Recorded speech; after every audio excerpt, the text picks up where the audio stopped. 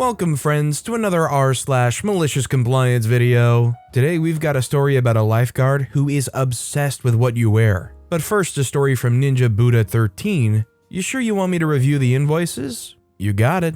I work as a project manager for a precast concrete company. Construction contractors will contact us with plan sets, and we'll fabricate their storm drainage inlets and manholes in our shop, then ship them to the contractor's job site where they set the concrete in the ground, connect all the pipes, and bury it all. We build out each structure, complete drainage inlet or manhole, as it ships. Now, on these sorts of jobs, everyone agrees to pricing terms up front. Only catch is that plans can change halfway through the job, resulting in change orders, shifts of scope, etc. Usually the pricing is done in a way to simplify everything. Rather than putting an individual price on each structure, they're grouped by average height and type. This can create issues when billing out the structures later, as the accounts receivable people can misbill a shorter structure at the taller price, and vice versa. This is really only an issue for larger jobs that have dozens of structures, as keeping track of everything can become overwhelming. So, a few years ago, I started at this job, and the first contract I manage is a very large one consisting of over 100 structures, and was worth about $400,000.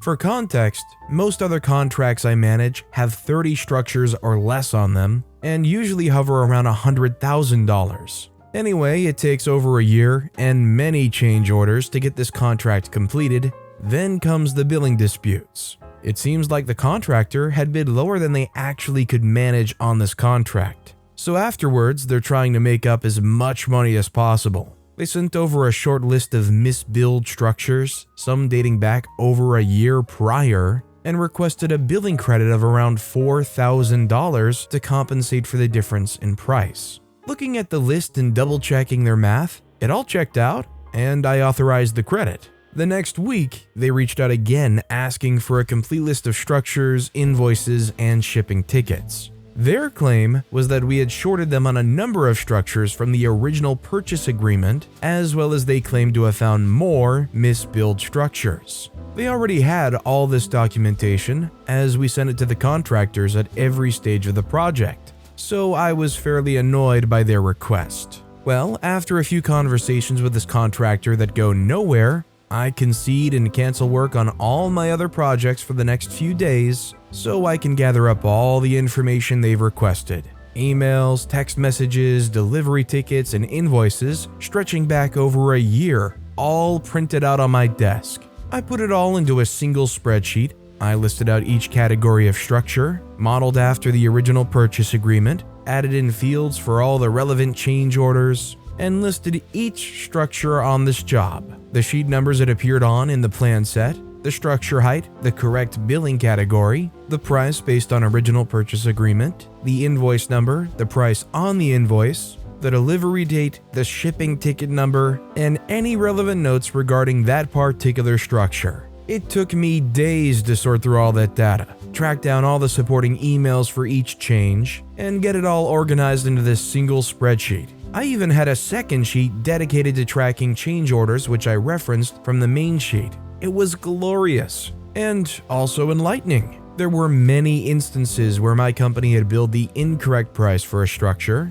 even more than this contractor had indicated, but most were billing them the lower price for a shorter structure than the correct price for taller ones. I also found a few structures that were built and delivered but were never billed out. It all came down to the bottom line, where it was revealed that through all the change orders, the total contract value had decreased about $20,000. So good for them on saving money, but the cherry in my sundae was looking at the final balances. In the end, it turned out the contractor owed us over $15,000, not including that $4,000 credit we had sent them earlier. I sent this magnificent spreadsheet off to the contractor, along with an invoice for $19,000. I never heard back from them again, but my AR folks let me know when their last check cleared. Had they done this analysis themselves, with the documents they already had, they could have seen how good of a deal they were getting and saved thousands. I know my company wouldn't have noticed had they not asked me to do the analysis. I still pull out that spreadsheet and look at it on occasion.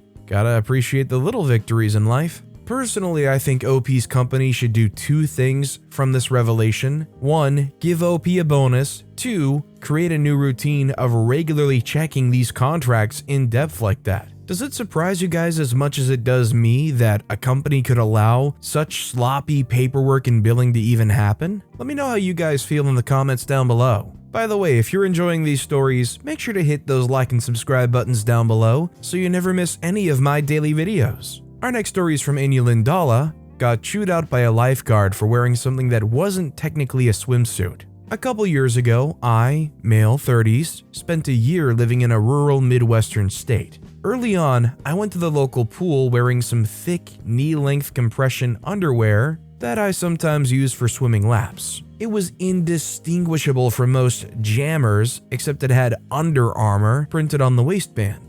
About 20 minutes in, the main lifeguard, female 40s, came over and chewed me out for not wearing an actual swimsuit. It was obvious that the real issue wasn't that it wasn't a swimsuit, and she knew that I knew that. Just 5 minutes earlier, we had both watched an older man shuffle slowly into the zero entry part of the pool, looking like he had just walked in off the street. No shower, old polo shirt, khaki shorts, and probably cotton underpants underneath. No, the issue was that my suit wasn't baggy as was the norm here. It didn't hide the fact that I had a package. Mind you, the material was dark navy and thick enough so as not to outline my package or anything like that. Anyway, in the moment I felt ashamed and self-conscious, and I left the pool soon after. After some thought, I went online and purchased 2 new swimsuits. One was a pair of actual jammers, but thinner and more revealing than what I was wearing before. The other was a short square leg swimsuit that was basically one step before Speedo briefs. I wore these 2 suits for the remainder of my year in that town. Sure, I already owned a regular baggy swimsuit, but that stayed in the drawer. The lifeguard never liked me after that. She would get after me for the smallest things. One time she took it too far. I was at the pool with my 1-year-old kid, and I picked up a Band-Aid and walked it over to the garbage can. My kid, who at that age copied everything, immediately began picking up imaginary things and pretended to throw them in the trash. The lifeguard came over and scolded us over that. She told me, and I quote, "I don't understand why you would allow your child to play in the garbage. I never let my children play in the garbage. I would never put them in that situation." I was mad enough that I emailed her supervisor from that night. From that point on, the lifeguard completely ignored me, and I was more than happy to return the favor. Yeah, let's make sure to discourage the kids from throwing away things at an early age. That's a good mindset to pass on. I'm usually not a big fan of the whole stay in your lane type comments, but this is the lifeguard of the pool just trying to talk down your parenting choices. Nothing related to the pool, nothing related to pool etiquette, just I don't know why you'd let your child do that. Well, I don't know why you'd think I'd care about what you have to say. Although it might not be a good idea to say that to the lifeguard, they might have a vendetta on you and just let you drown. This next story is from Blue Birdie, extra petty instant compliance. I worked customer service, never again, and an area with a missing floor tile had been cordoned off to protect customers. I observed a customer walking in the direction of the hazard and called to him, but was unable to physically intervene.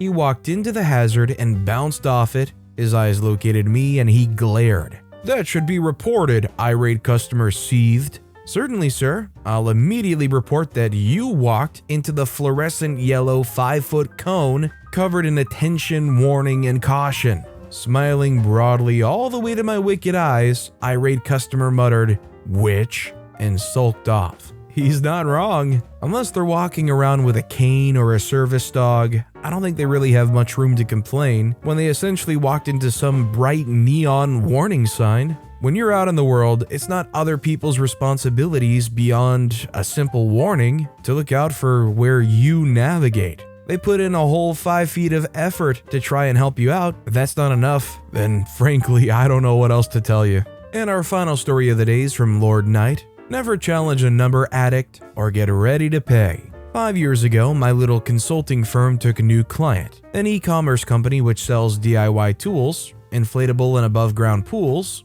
wood fences, etc. In the end, they sell things that can weigh a few grams or 1.5 metric tons, about 3,000 pounds. One day, I was walking through accounts payable office when I saw the courier monthly invoice lying on the desk. Just to give you an idea, the company fulfilled and shipped something like 200 to 250,000 orders per year. So every invoice had more than 10,000 records. May to September invoices were well above 20,000 and sometimes 30,000. Every shipment was detailed in a single line record that showed a bunch of data like date of shipping, order number, tracking number, place of delivery, actual weight, volumetric weight, base price, and surcharges. Volumetric weight is the weight calculated by a formula which multiplies volume in cubic meters by a constant, 300 kilograms, but every courier has its own. And they use volumetric weight instead of actual weight to bill shippings. Just in the first records, I noticed something odd. A couple orders that were billed something like 1,000 euros weighed a few kilograms, but had a volumetric weight of 2,000 kilograms, 4,000-ish pounds. Well, I knew the company was selling bulky goods, but those usually weighed a lot. My sixth sense told me something was wrong. So I searched the orders in the database, and I was right. The orders were for some electric DIY tool, a drill, and something else, and there was no chance they could have a volumetric weight of tons. I talked with management and asked if they knew anything about these discrepancies. Nope, they told me, but the average cost of shipping per order was consistent throughout last year's, so I shouldn't have to worry. In my head, it was a big no. I talked with top executives and agreed to be invited to the upcoming quarter meeting with the courier. A couple of weeks later, I attended the meeting, but stayed almost silent for a couple of hours. When they were almost done, I just passed a little dossier to everyone. The first sheets were copies of a few pages of their last invoice, where I'd highlighted some records, and behind there was a copy of the corresponding orders with the goods description. Obviously, weights didn't match. I pointed that those were just a few examples of the billing errors I found. I acknowledged that errors were in favor of both parties. Sometimes they billed less than they should have, but the sample I analyzed, a month about 15,000 shippings, gave me around a 5% average overbilling. To cut it short, I asked them a 5% discount on the previous year invoices, in total 100 to 125,000 euros, and a review of contract terms taking out volumetric weight, surcharges, etc. Obviously, they asked for my files, which I immediately sent, and we agreed to discuss it in a week. The week passed, and I got an email from the area manager. Basically, they rejected my offer because they did their own math taking into account the last 3 years, and I was wrong. On the contrary, their company underbilled thousands of shipments, but since my client was very valuable for them, they wouldn't ask anything. Last but not least, they were willing to send me the shippings data from the last 3 years. More than 600,000 single records, each one made of more than 40 single information. If I really wanted to do a complete analysis. Needless to say, this didn't make a good impression with company executives and owners, cause I'd already told them that I was darn sure they were owed money.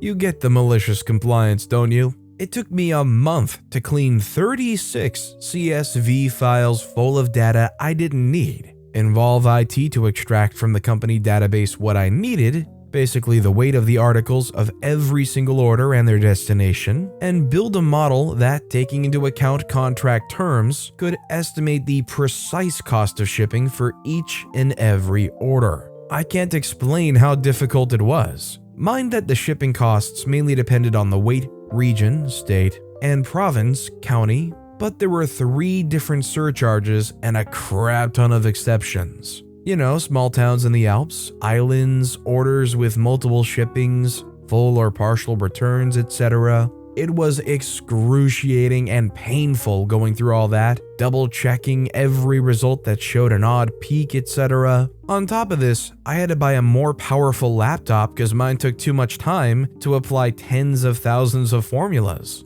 All in all, it took me more than 2 months to get a correct evaluate, just in time for the next quarter meeting. But this time, just the CEO knew what I found, cause I had to get him involved, as well as a lawyer. I was the first to speak, and it more or less went this way. Hey, do you remember when you turned down my settlement offer cause we did our math? You also said I could go through the 3 years of shipping if I really wanted to. Well, it took me 2 months, but I actually did. And guess what? You were darn right. In fact, your company didn't overbill my client by 5% on average. I said this with a calm and low voice, trying to fake some sort of defeat in my eyes, but by 10%. Period. I've just sent you an email with a link to download half a gigabyte of files, and as I know you'll want to do a sample check, the IT team created an account so you can access the database and check every single order, their articles, weight, etc. Obviously, the previous offer is no longer on the table. Now we demand a full refund of 600-ish thousand euros, plus the full cost of my work within 10 days. And since we're confident you were in good faith, a complete review of the contract. Otherwise, the person next to me, who happens to be a lawyer, will file a civil lawsuit demanding damages, interests, and legal expenses, along with a fraud report to prosecutor. As far as we're concerned, this is the end of today's meeting, but I'm sure you'll get back once you've actually done your math. A week later, they got back and offered 550,000 plus the full refund of my cost, and in 1 month, my client had a brand new and much simpler contract without volumetric weight and surcharges, tens of exceptions, etc. Needless to say, I'm no expert, but I'm imagining that volumetric weight was designed or used in a way that was wholly intending to basically cheat you out of some money. Isn't it quite appalling that because there's just such a mountain of numbers to go through, they were banking that this company would just be like, too much work, just let 600,000 euros go. But with that being said, that's all the time we have for today. Now, if you want to hear another compliance story that was way crazier than any of the ones in this video, click on that left video. Or if you missed my latest video, check out the one on the right. That said, I'll see you all next time with some more stories.